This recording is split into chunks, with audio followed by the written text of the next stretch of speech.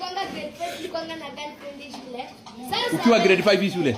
Akaniambia aje ati kama unataka nikupende ati unataka unibaie unanipea 20 ama unanibaia sweetie kama ama ting hivyo. Every day. Wananiambia every day. Nasema kama leo kesho siafanye na kuletea snacks. Sana ukikataa kumletea kitu anasema kuna mwingine mmoja kuna pesa sijua kutoa. We boys wacheni niwaambie. We sikiza, Mwangi how old are you now? 12. You are 12 years. Chukua miaka yako. Chukua miaka ya Mwangi ako na 12 years, ndio? 12 minus 10?